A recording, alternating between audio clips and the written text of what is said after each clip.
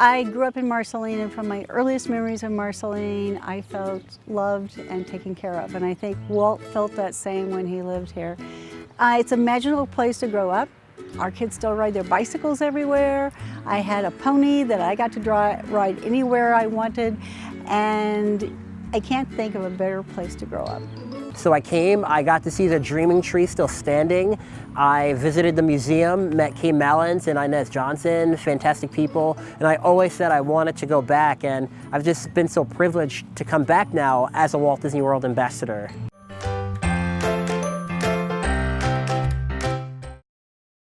Now, the last Force Friday was, of course, when The Force Awakens, Star Wars, was coming out. There was a whole lot of new toys, a lot of new merchandise. It all came out, and they called it Force Friday.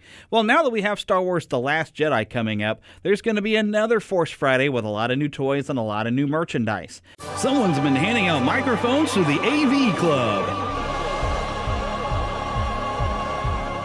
The best in college radio. UCM. The Beat.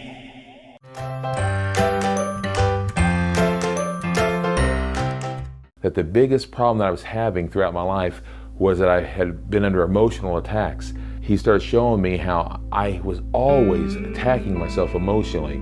That's why I would always eat so much, is because of the emotional changes, the emotional baggage that I would have with it. I would eat things not because I had to, but because of the way it would make me feel. Within 2 years, I had lost over 200 pounds.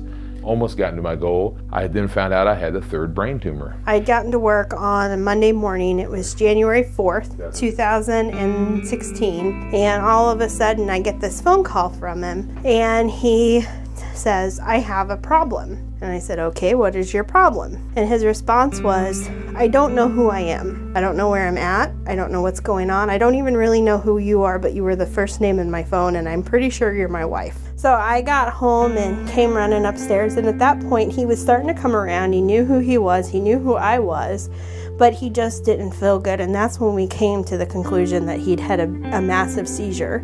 After doing a quick CT scan, within just a few minutes they came back and found a very large mass on his brain, which was a different type of tumor than he'd had with his previous 2 surgeries. They actually went in to do the surgery, and at the time was basically saying he had a very small chance of coming out of it.